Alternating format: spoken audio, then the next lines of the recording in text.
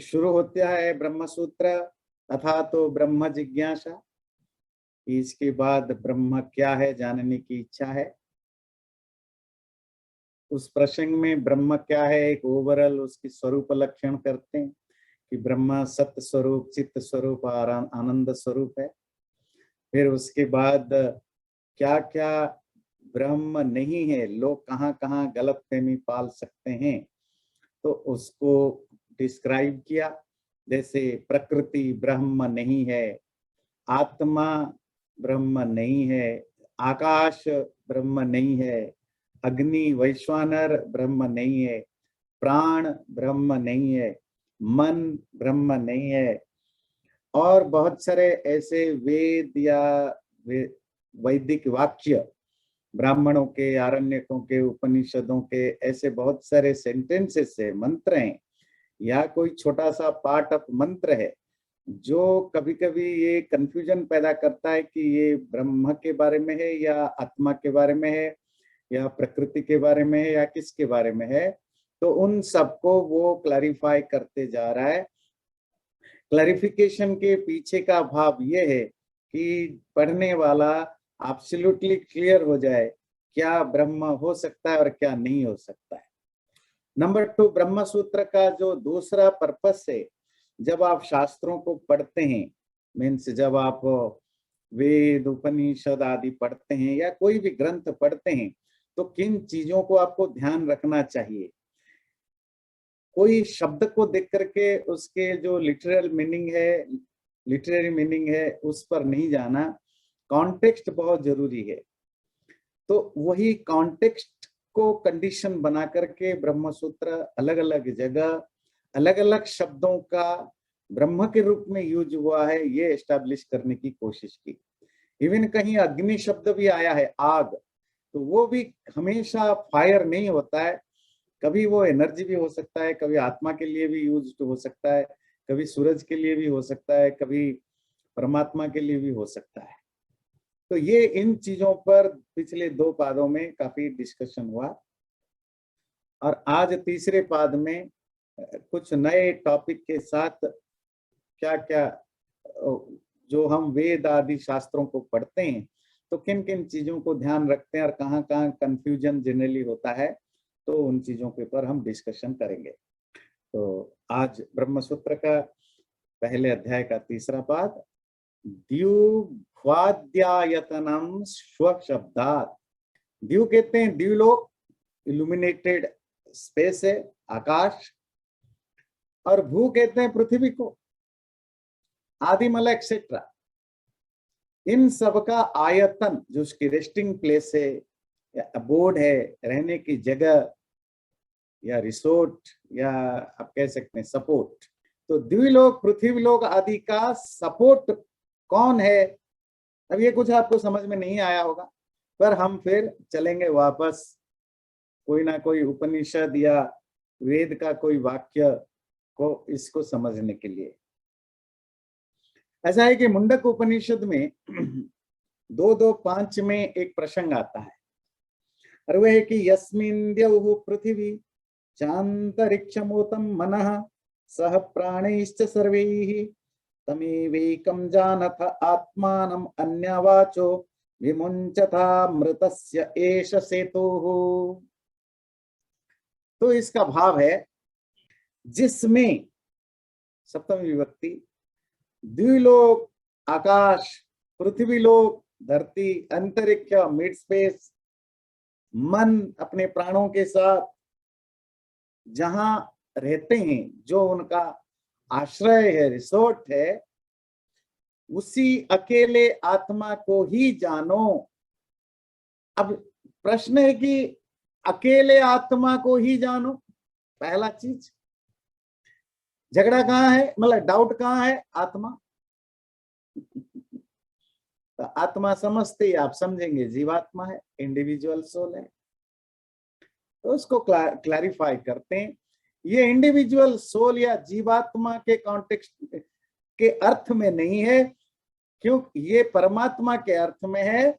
2-3 reason है। पहली चीज है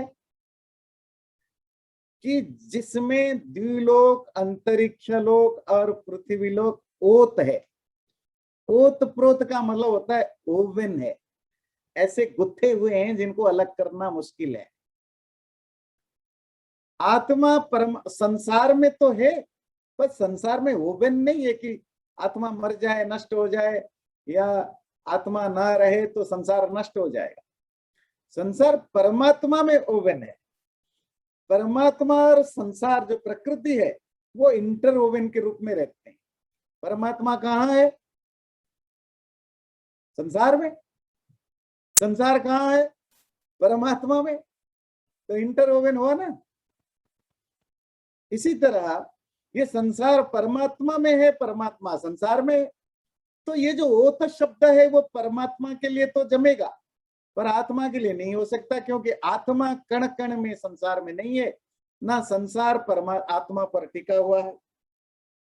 आप कह सकते हैं कि इसका अर्थ यहाँ आत्मा का अर्थ हम करें कि प्रकृति अर्थ भी ले, कि ये जो संसार है, द्विलोक, पृथ्वी लोक, अंतरिक्ष लोक, ये प्रकृति में समाया हुआ है। डेफिनेटली प्रकृति समझते हैं ना भाई। देखिए कुछ चीजें, टर्मिनोलॉजी आपको पक्का दिमाग में बैठा देना। प्रकृति मतलब संसार का जो जो मूल तत्व है, जो फंडामेंटल एटम्स हैं, है ना, बेसिक एटम्स हैं, सत्व रजत तमो का मूलभूत अवस्था, वो प्रकृति है। ये सच है कि सत्व रजत तमोगुणात्मक प्रकृति इस संसार में ओवन है, ओतप्रोत है ना। हर वस्तु के अंदर वो एटम्स तो है ना, और एटम्स में सारा संसार है। तो आप कह सकते हैं प्रकृति को लो। प्रकृति को नहीं ले सकते, क्योंकि प्रकृति उसका उपादान कारण है, प्रकृति उसका आश्रय नहीं है। परमात्मा संसार के साथ, संसार परमात्मा में इंटरवोवन भी है, और शब्द है आयतन। आयतन मतलब वो उसका रिसोर्ट भी है, आश्रय भी है, सहारा भी है, जिस पर वो टिका हुआ है। प्रकृति और संसार का क्या संबंध है? धागा और कपड़े का संबंध। कपड़ा किससे बना है? धागों से। धागे कहाँ है? क्या धागा और कपड़ा दो अलग चीजें हैं? नहीं। धागों का, धागा मतलब थ्रेड्स, थ्रेड्स का एक ऑर्गेनाइज्ड वे में, एक प्रॉपर तरीके में जब आप बनाते हैं तो वो साड़ी बन जाता है, वो कपड़ा बन जाता है, वो रुमाल बन जाता है, वो पैंट बन जाता है, वो शर्ट बन जाता है। तो धागे क्या हुआ?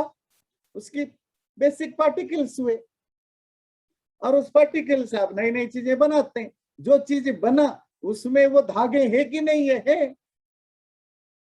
इंटरवोवन है।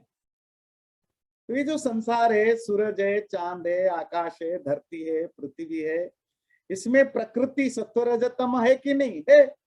तो सत्वरजतम गुण में प्रकृति है कि नहीं, संसार है कि नहीं है? पर वो तो सच है, कपड़ा धागों का ही एक कॉम्बिनेशन है, पर कपड़ा धागों में रहता नहीं है। धागा, thread is not the aboard of the dress. Dress के लिए तो आपका क्लोजेट जो है ना वो आश्रय है, आपका बेड उसका आश्रय है, आपका चेयर उसका आश्रय है, फ्लोर उसका, जहां कपड़े को डाल दिया वो उसका आश्रय है। प्रकृति संसार का आश्रय नहीं है। प्रकृति संसार का विकृति है। विकृति समझते हैं? मैनिफेस्टेशन है। हम कहते हैं ना सब चीजें संसार में है, नहीं।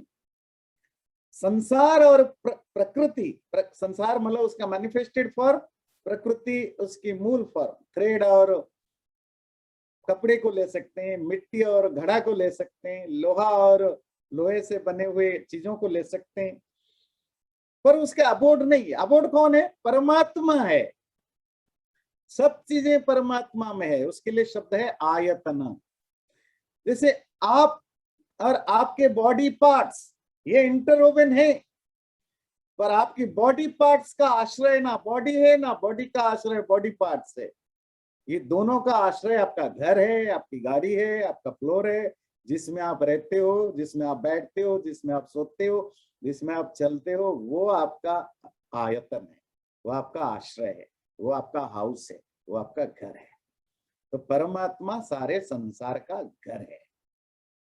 इसीलिए प्रकृति, यहां आत्मा शब्द से प्रकृति नहीं ले सकते, क्योंकि शब्द है आयतनम, जिसमें वो रहते हैं। नंबर 2,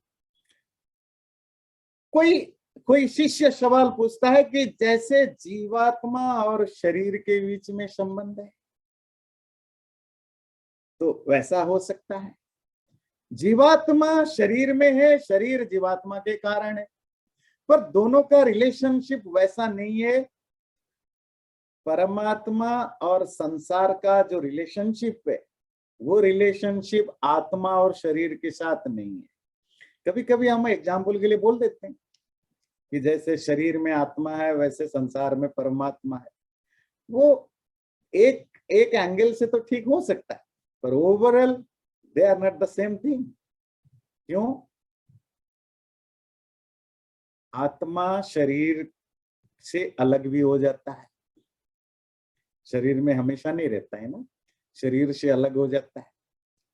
शरीर आत्मा से अलग भी हो जाता है, डेड बॉडी है, उसमें तो आत्मा नहीं है। पर क्या ऐसा कोई सिचुएशन आपको कभी लाइफ में आएगा जहां संसार है पर आत्मा परमात्मा से सेपरेटेड है? ऐसा हो सकता है? नहीं हो सकता। पर बॉडी हो सकता है। इसीलिए बॉडी और आत्मा का जो रिलेशनशिप है, वो परमात्मा और संसार के रिलेशनशिप से अलग है।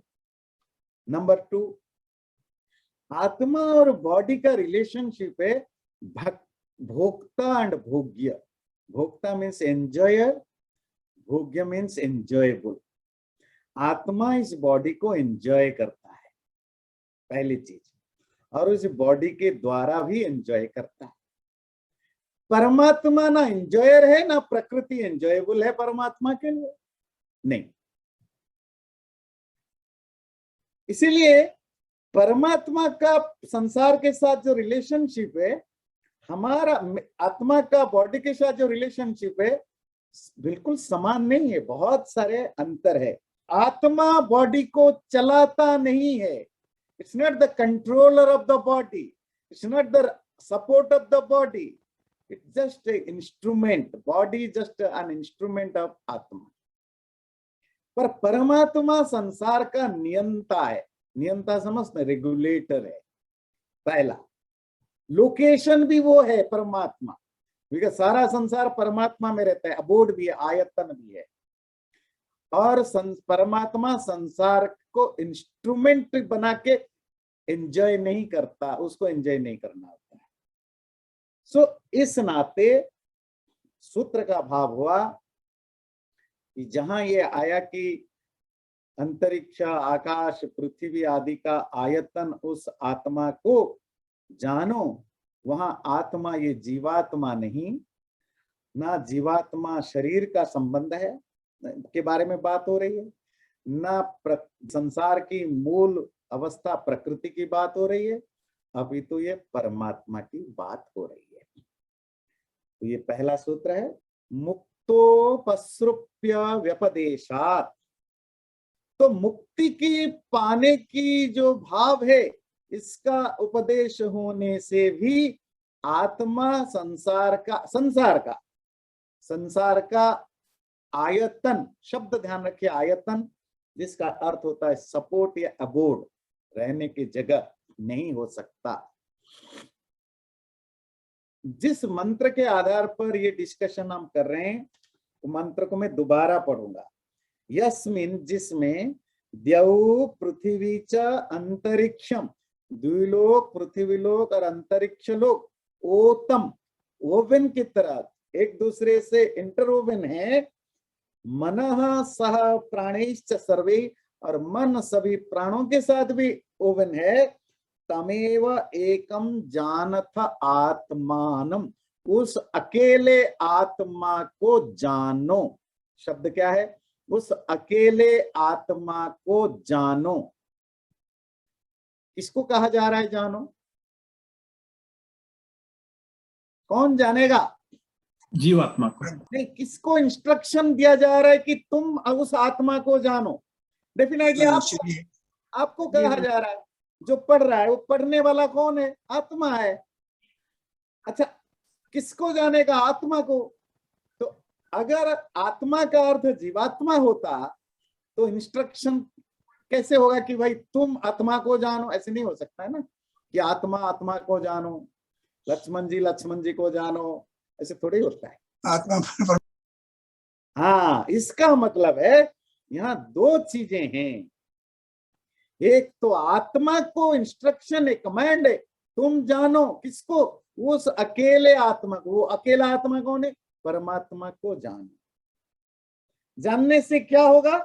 विमुच्य अथ अमृतस्य एष सेतु, मुक्ति मिल जाएगी, अमृत का रास्ता बन जाएगा।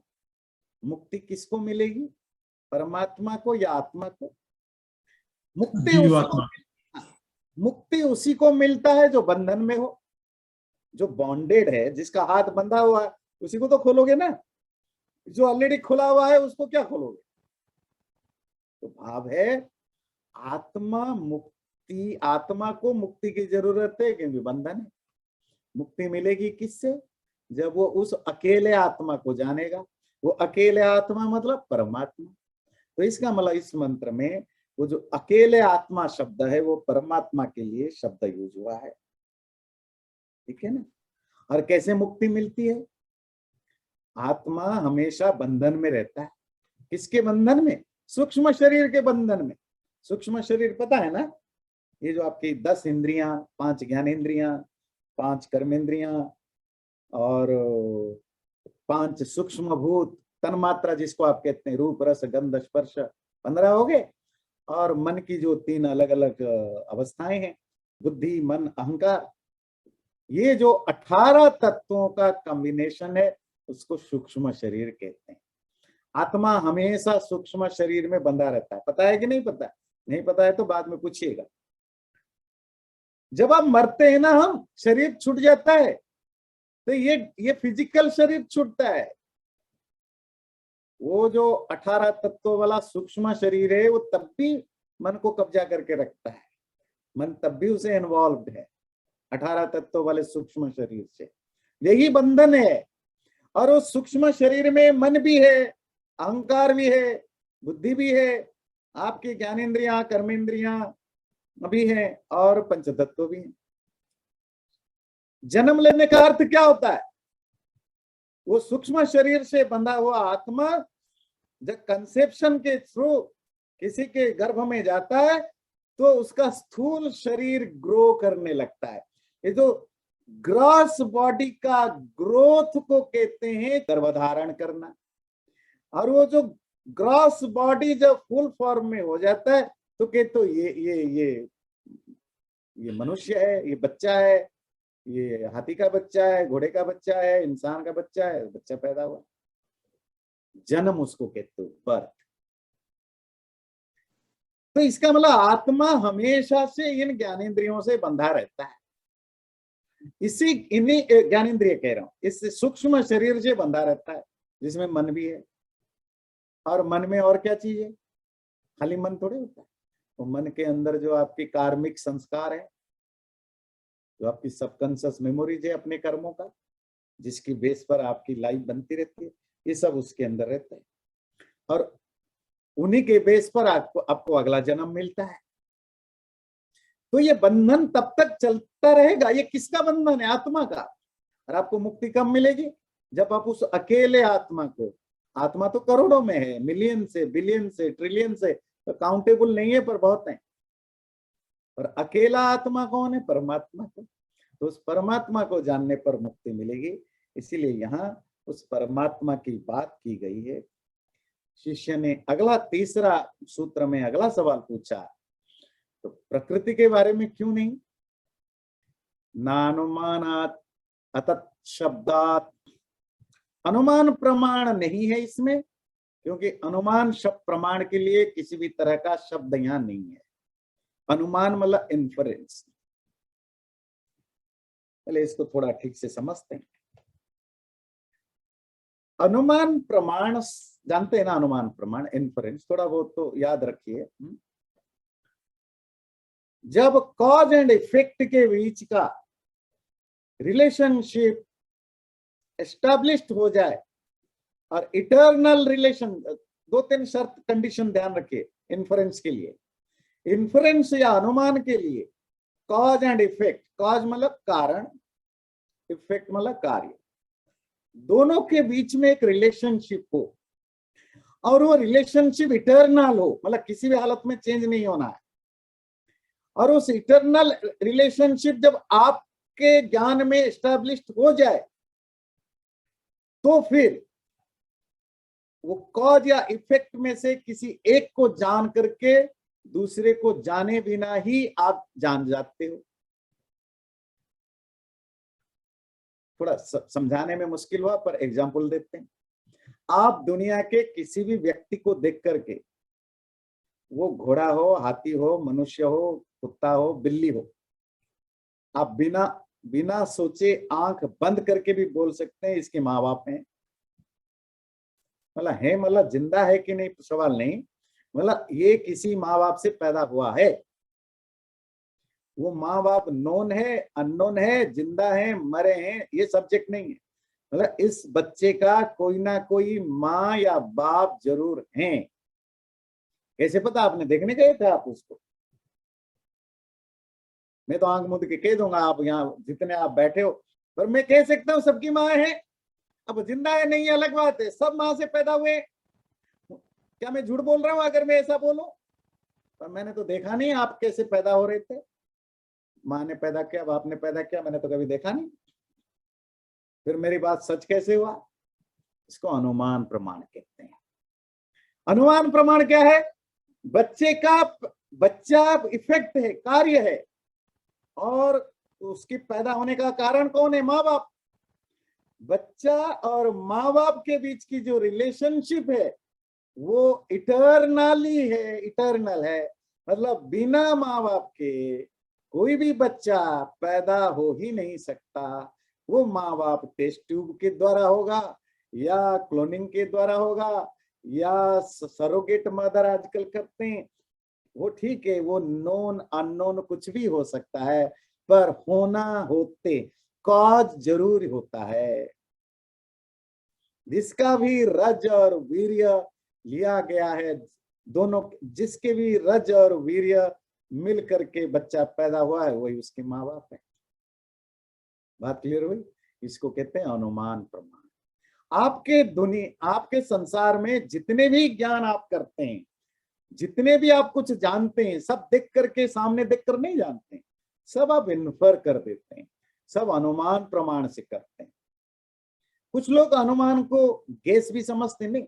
गेस तो एक कैजुअल एटीट्यूड है, अनुमान बहुत साइंटिफिक है, बहुत लॉजिकल है, उसके लिए बहुत सारे कंडीशंस अप्लाई होते हैं।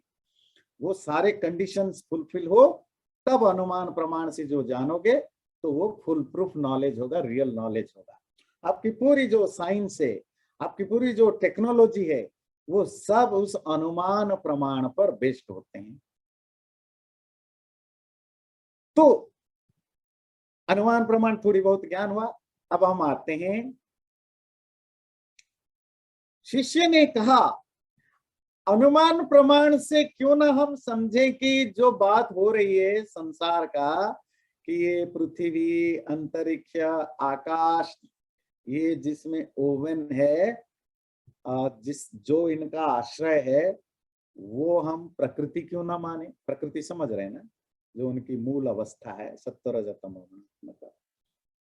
बोले क्यों मानोगे भाई? बोले अनुमान प्रमाण से मानेंगे, क्योंकि जो संसार है वो कार्य है और उसका कारण प्रकृति है, तो हम इसी से मानेंगे। कार्य कारण संबंध, कॉज एंड इफेक्ट के रिलेशनशिप से हाँ मानोगे, पर अनुमान करने के लिए कोई कोई हेतु तो चाहिए ना। जब आप इन्फरेंस करते हो, कोई आपको मार्क्स चाहिए, कोई साइंस चाहिए, कोई कंडीशन चाहिए। इस वाक्य में आपको ऐसा क्या मिला कि आपको लगा कि ये संसार का कारण प्रकृति के बारे में यहां बात हो रही है? यहां टॉपिक है कि पृथ्वी, अंतरिक्ष और द्यूलोक। द्यूलोक क्लियर है ना? आकाश। ये तीनों जिसमें ओवन है, ओत हैं, और जिसमें आश्रय लेते हैं, टिके हुए हैं, वो एक आत्मा। प्रकृति का पहला वाला तो ठीक है, ओवन है डेफिनेटली। मिट्टी घड़े में ओतप्रोत है, उसके साथ बिल्कुल धागा और कपड़े की तरह उसी के साथ है। और सारे संसार में सत्व रज तमोगुण ओतप्रोत है, ये मानते हैं। पर आश्रय के लिए किसी भी तरह का अनुमान यहाँ नहीं है। जगत का ऐसा कारण जो कि उसका आयतन पद से ग्रहण नहीं हो सकता। आयतन का सिंपल मीनिंग होता है अबोड, घर, आश्रय, रिसोर्ट। ये कौन से प्रमाण से आप सिद्ध करोगे कि प्रकृति है? मैं घर में रहता हूं, घर मेरा क्या है? आयतन है, अबोड है। पर घर और मेरे बीच में कोई जरूरी नहीं कि उपादान कारण का संबंध हो। उपादान समझ रहे हैं ना? दोबारा आपको समझाता हूं क्योंकि आप 2-3 महीने में काफी भूल गए होंगे। जो 3 तरह के कारण होते हैं ना किसी भी चीज को बनाने में। उपादान कारण मीन्स जो मटेरियल कॉज है। आपको घड़ा बनाना है, मिट्टी मटेरियल कॉज है। आपको घर बनाना है, लकड़ी, सीमेंट, ईंट, पत्थर, लोहा, ये सब आपकी मटेरियल कॉज है। निमित्त कारण जो उसको बना रहा है, जो इंटेलेक्चुअल, और वो कॉन्शस के पास होता है। घड़ा है तो कोई पॉट मेकर, कुम्हार बना रहा है। ऑर्नामेंट से तो उसको कोई गोल्ड स्मिथ या सोनार बना रहा है। कोई लोहे के सामान है, कोई आयरन स्मिथ, कोई लोहार बना रहा है। फैक्ट्री में कोई चीज बन रहा है, जो फैक्ट्री के जो मेकर हैं, जो बनाने वाले हैं, वो बना रहे हैं। तो वो कौन है? निमित्त कारण है। और सहायक कारण भी होते हैं। एक होता है साधारण कारण, एक जनरल कॉज। जनरल कॉज क्या है? दुनिया में कोई भी चीज बनाओ, उसमें आपको स्पेस चाहिए, उसमें आपको टाइम चाहिए, चाहिए कि नहीं? किसी टाइम में तो बनाओगे, किसी स्पेस पर तो बनाओगे। आकाश चाहिए, ये सब चीजें जनरल कॉजेस होते हैं। और ये सहायक कारण होते हैं जो हेल्पिंग कॉजेस होते हैं, जो इंस्ट्रूमेंटल होते हैं। जैसे फैक्ट्री है, कोई मशीन है, ये इंस्ट्रूमेंटल कॉज होते हैं। बात क्लियर हुई कॉजेस की? इंस्ट्रूमेंट्स बदल सकते हैं, पर जो उपादान कारण है वो बदल नहीं सकता।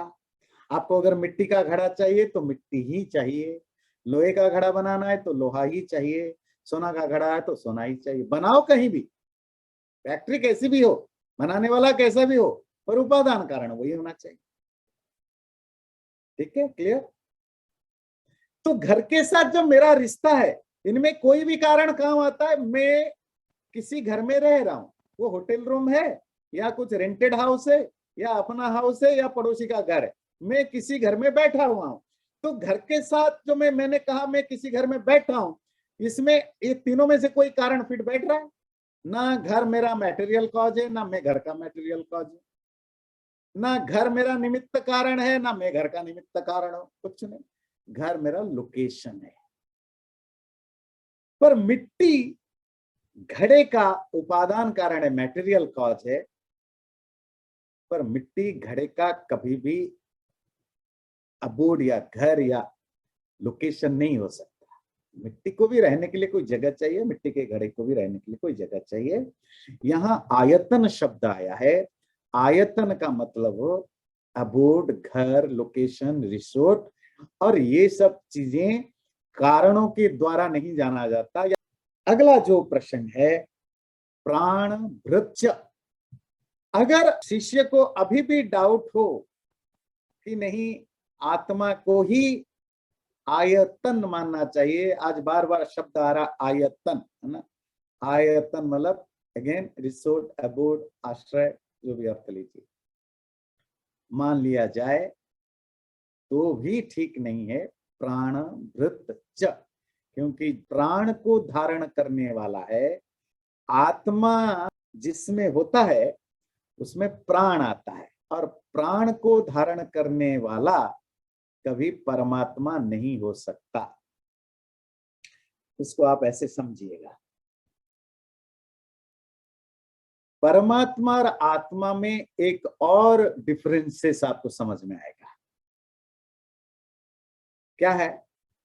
आत्मा जिसको हम कहते हैं, आप हम सब जिसके अंदर आत्मा है, वो प्राणभृत है, प्राण को धारण करता है, the bearer of life, vital energy. परमात्मा का प्राण से कोई लेन देन नहीं है। प्राण क्या चीज है जिसको आप वाइटल एनर्जी कहते हैं? प्राण कोई ओरिजिनल चीज नहीं है, पहले भी हमने ये डिस्कशन किया है ना। इसको आप प्राण कहते हैं। ये आत्मा जब शरीर को धारण करता है, आत्मा ग्रॉस बॉडी के साथ मिलने के बाद जो पहला एंटिटी पैदा होता है वो प्राण है।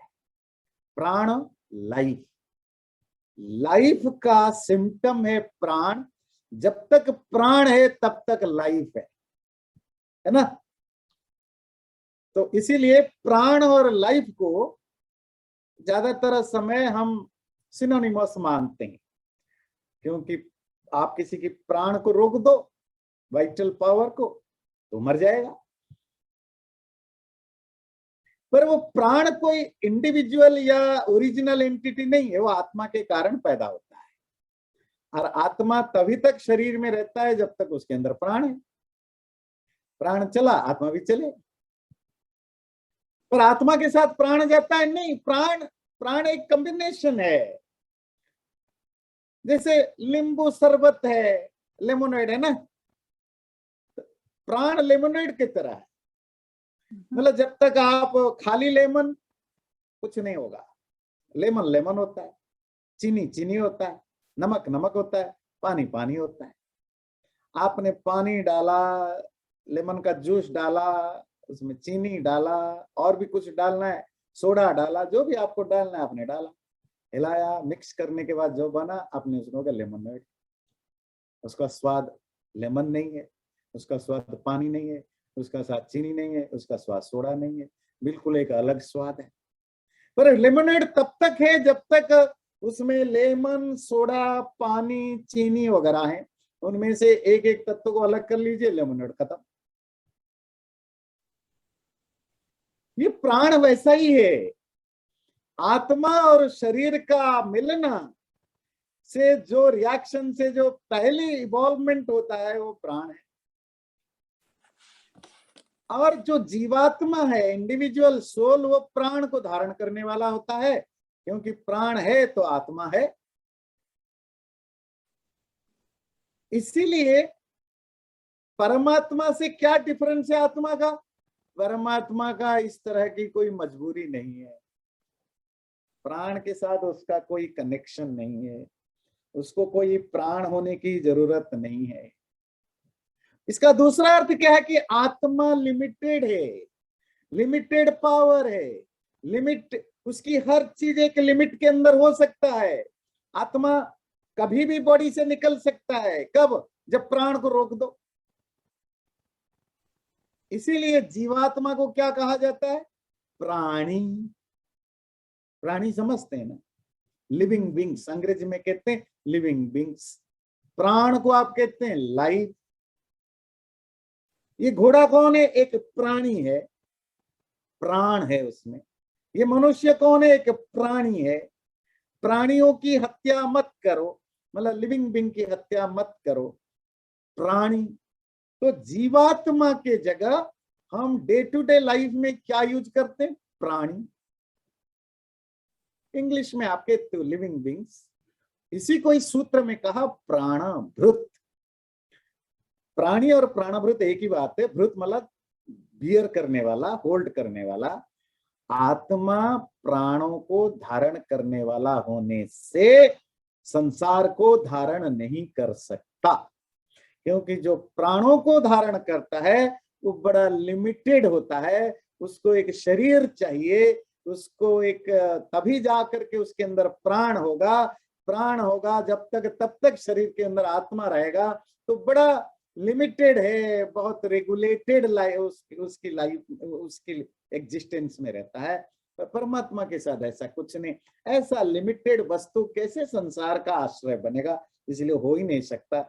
ये सब चीजें जब आप पढ़ रहे हैं ना, एक चीज ध्यान रखिए, बहुत सारे समय हमारे मन में सवाल आता है, आत्मा और परमात्मा में क्या फर्क है। वेदांत सूत्र में अभी तक हमने जितने भी पढ़ा, फर्स्ट, प्रथम पाद, द्वितीय पाद, तृतीय पाद, एक चीज जरूर आपको जो समझ में आना चाहिए कि आत्मा और परमात्मा में क्या फर्क है, परमात्मा और प्रकृति में क्या फर्क है, वो जैसे जैसे आप पढ़ते जाएंगे क्रिस्टल क्लियर होता जाएगा। वो अलग बात है कि आप पुरानी चीजें भूल जाएंगे तो फिर तो आप हर बात कंफ्यूज होंगे, क्योंकि वो दर्जनों सूत्रों में ये क्लियर करता जा रहा है आत्मा परमात्मा अलग हैं और क्या डिफरेंसेस हैं, क्यों डिफरेंस, और क्यों वो दोनों अलग अलग माने जाने चाहिए।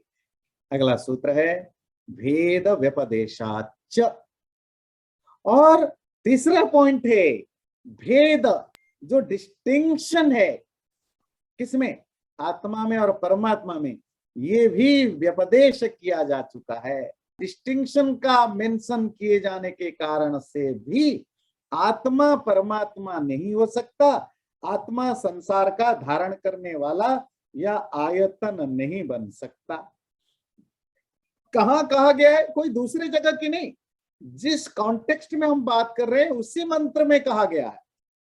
मंत्र को मैं दोबारा पढ़ता हूं आपको हेल्प करने के लिए। तो क्या था, यस्मिन् द्यौः पृथ्वी च अंतरिक्षमोतम, जिसमें द्युलोक, पृथ्वीलोक, अंतरिक्ष लोक, ओत है, ओवन है, मनस्सः प्राणिश्च सर्वे, मन अपने प्राणों के साथ जिसके अंदर ओवन है, तमेव एकम जानथ आत्मानम, उस एक आत्मा को तुम जानो। दो चीजें, नोअर और नोएबल, ज्ञाता ज्ञेय। मैंने आपको कहा आप घर को जानो, आप वेद को जानो, आप अपने शरीर को जानो, आप अपने डॉक्टर को जानो।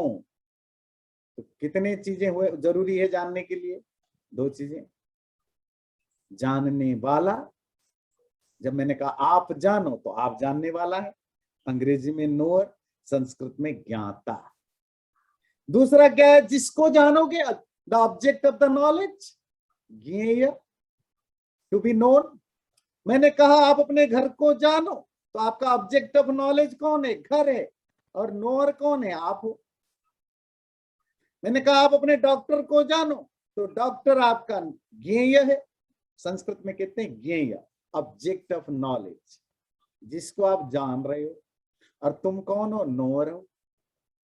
यहां क्या कह रहा है, तुम उस आत्मा को जानो। तो दो चीजें जरूरी है ना, एक तो हो गया आत्मा को जानो, और वो आत्मा का एडजेक्टिव दिया एक आत्मा को जानो, मतलब वो आत्मा जो अकेला है उसी को जानो, जो बहुत है उनको जानने की जरूरत नहीं इस सूत्र में। तो अकेला आत्मा को जानो, कौन जानेगा, आत्मा ही जानेगा।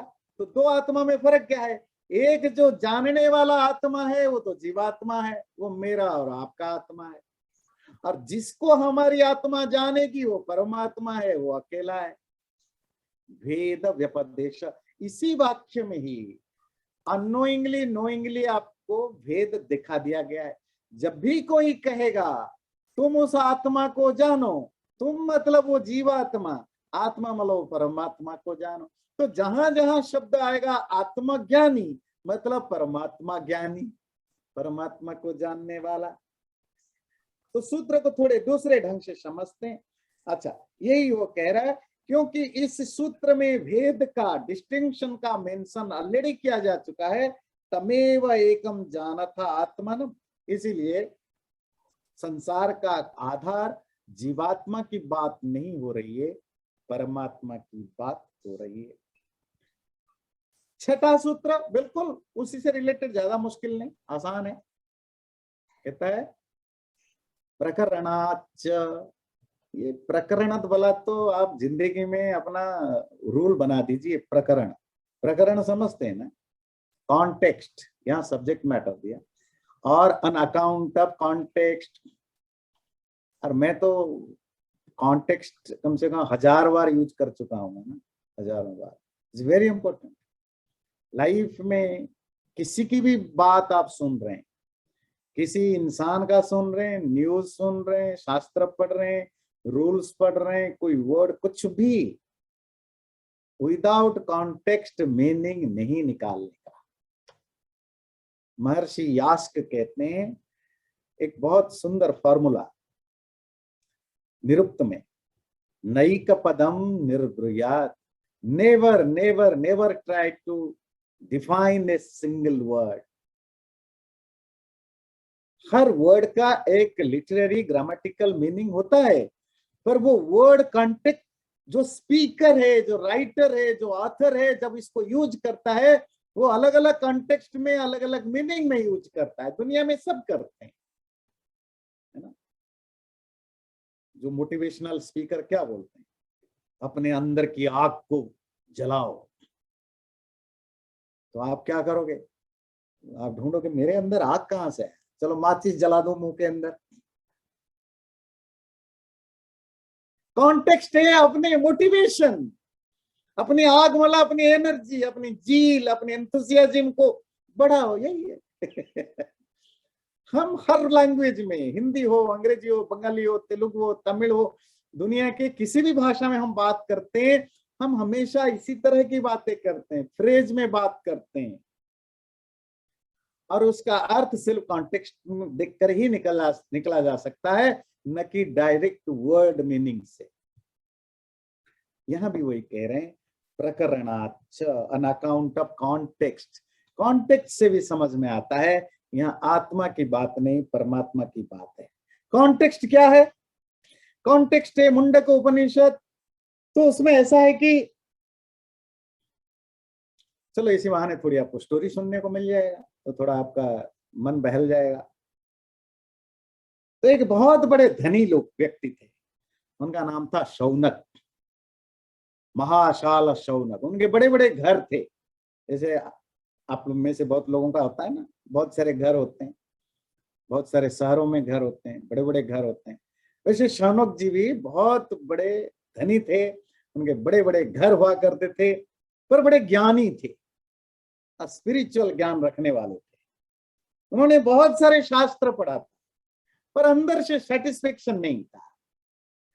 तो घूम फिर करके आए, उनको पता चला एक महर्षि अंगिरस हैं, बड़े ज्ञानी हैं, ब्रह्मज्ञानी, उनके पास पहुंचे। तो अंगिरस ने पूछा, जी क्यों आए? ना ऐसा है कि मैंने बहुत कुछ पढ़ा है, ये पढ़ा, वो पढ़ा, वेद पढ़ा, दर्शन पढ़ा, उपनिषद पढ़ा, धर्मशास्त्र पढ़ा, अर्थशास्त्र पढ़ा, दुनिया में जितने भी शास्त्र हो सकते हैं उस समय मैंने सब पढ़ा है, पर संतुष्टि नहीं मिल रहा है। ऐसा कुछ ज्ञान बताइए जिसको जानने के बाद और कुछ जानने को बचे ही नहीं। शब्द उन्होंने बोला, कस्मिन्नो विज्ञाते भगवो सर्वमिदं विज्ञातम भवतीति। हे भगवान, अंगिरस ऋषि को कह रहे हैं भगवान कि हे भगवान, ऐसा कौन सा ज्ञान है जिसको जान लेने पर और कुछ जानने लायक बचे ही नहीं, ऐसा कुछ बताइए। तो महर्षि अंगिरस ने बोला, जी ऐसा तो है, पर ऐसा एक ज्ञान नहीं है, दो कम से कम जानना पड़ेगा। द्वे विद्ये वेदितव्ये पराच अपराच। एक तो दो ज्ञान जानना पड़ेगा, बस थोड़ा और मेहनत कर लीजिए। आप तो आए हो एक ही ज्ञान जानने के लिए, बस आपको 10-12 ज्ञान नहीं जानना, दो ही ज्ञान, एक पराज्ञान, एक अपराज्ञान। बोले अपराज्ञान क्या होता है? बोले जो ज्ञान तो है बट नॉट सुप्रीम, बहुत हाईएस्ट ज्ञान नहीं है। वो कौन है? बोले दुनिया में जितनी भी विद्याएं हैं, जो भी नाम ले लो, साइंस, टेक्नोलॉजी, रिलीजन, स्पिरिचुअलिटी, वेद, दर्शन, सब अर्थशास्त्र, पॉलिटिक्स, सब ये अपरा विद्या है। ये तो आप जानते हो, क्यों डे टू डे लाइफ में यूज करते हो। इसके बिना आप जियोगे कैसे? जो डे टू डे लाइफ का ज्ञान है वो तो आपको जरूरी है। घर कैसे चलाना है, झाड़ू कैसे करना है, खाना कैसे बनाना है, फल कैसे तोड़ना है, ये तो आना चाहिए ना। फिर जिंदा कैसे, कपड़े कैसे पहनना है, ये सब एक ज्ञान है ना, ये सब अपरा विद्या है। दूसरा पराविद्या, पराविद्या ययामृतम अधिगम्यते, जिसको जानने पर तुम्हें मोक्ष मिल जाएगा, अमृत मिल जाएगा। और वो पराविद्या क्या है उसको डिफाइन करने के लिए अंगिरस जो बोल रहे हैं उसमें ये मंत्र है कि वो अदृश्य है, वो इनविजिबल है, इनडिस्क्राइबेबल है, वो अनडिकेइंग है, वो अकेला है।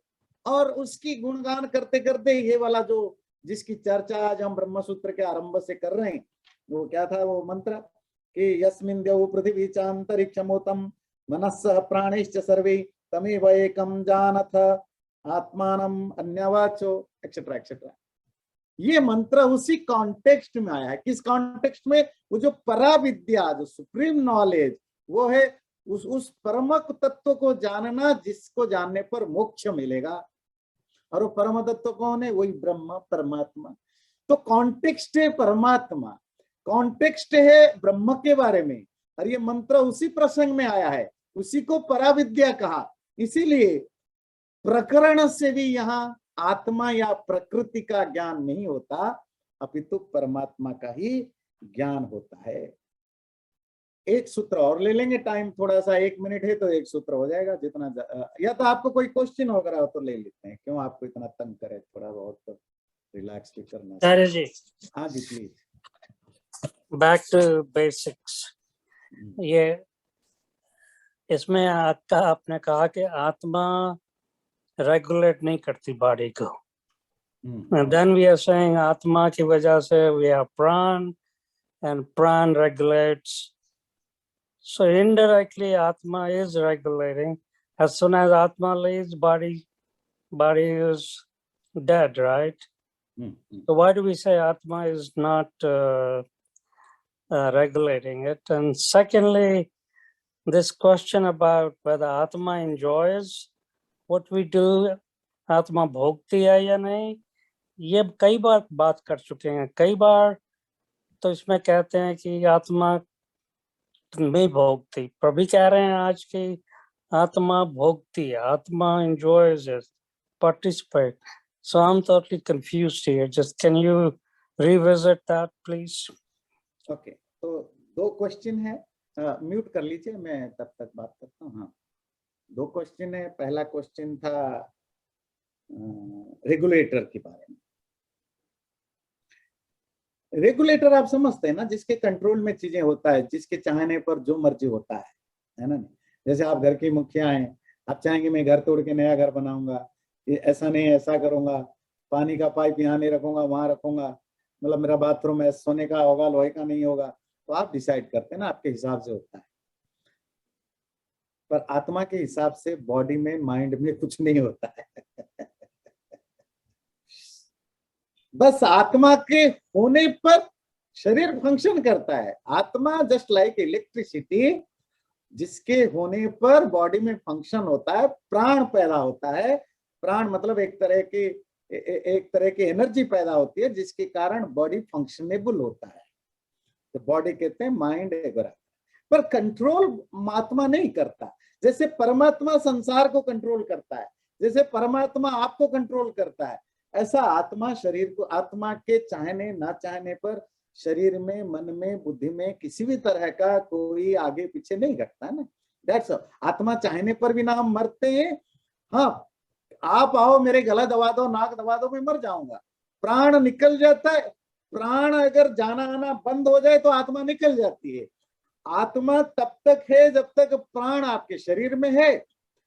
आत्मा के कारण प्राण होता है, और प्राण जब तक है आत्मा रहती है। That's a different thing. पर आत्मा के कारण शरीर या शरीर के एक्टिविटीज रेगुलेटेड नहीं होते। आत्मा तो मन कंट्रोल कर, आत्मा नहीं मन। वो एक अलग टॉपिक हो जाएगा, फिर कौन कंट्रोल करता है, दैट्स अनदर कॉम्प्लिकेटेड थिंग। पर इतना पक्का है कि आत्मा तो नहीं करता बेचारा। आत्मा उस प्रेसिडेंट की तरह है जिसका साइन सिर्फ होता है, पर रूल तो ये प्राइम मिनिस्टर और मिनिस्टर्स करते हैं, वो सिर्फ अंदर रहता है। नंबर टू, आत्मा का भोक्ता। देखिए, आत्मा जब हम बोलते हैं ना, अगेन आप आत्मा शब्द से तो बहुत सारे अर्थ निकलेंगे। चलो आत्मा शब्द से आपने परमात्मा को हटा दिया तो भी दो कंफ्यूजन है, जीवात्मा और शुद्धात्मा, इनको भी ध्यान रखिए। जो आत्मा means the pure soul, pure soul means जिसमें कोई, जो शरीर के साथ बॉन्डेड नहीं है, सूक्ष्म शरीर के साथ, कारण शरीर के साथ, किसी के साथ बॉन्डेड नहीं है, वो आत्मा भोगता नहीं है, क्योंकि उसके पास कोई रास्ता नहीं है भोगने का। पर जो जीव, जिसको हम कहते हैं जीवात्मा, पर लूजली हम उसको आत्मा बोलते हैं। आत्मा जो 18 पार्ट वाले सूक्ष्म शरीर के साथ जो हमेशा रहने वाला आत्मा, वही भोगता है। तो वो, उसी को हम जीवात्मा कहते हैं, जीव कहते हैं, और सामान्यतः आत्मा भी बोल देते हैं। जब हम कहते हैं आत्मा भोगता, इट मीन्स जीवात्मा भोगता है। और देखिए जीवात्मा ही तो सब कुछ करता है। शुद्ध आत्मा जिसको मुक्ति मिल गई, उसकी डिस्कस करके फायदा क्या, वो तो चला गया, वो तो अपना हिमालय में चला गया, उसका कोई दुनिया से लेन देन नहीं है। तो हम तो बात कर रहे हैं जो हमारे आपकी आत्माएं हैं, और ये आत्मा भोगता है। हम तो उसी आत्मा के बारे में बात कर रहे हैं ना, जो हमारे और आपके अंदर है, और वो जीवात्मा है। तो ये डिफरेंशिएशन रखिएगा। जब आत्मा भोक्ता कहते हैं तो जीवात्मा जो सूक्ष्म शरीर से इन्वॉल्व है। चैनल को सब्सक्राइब जरूर करें और वीडियो अच्छा लगे लाइक भी जरूर करें।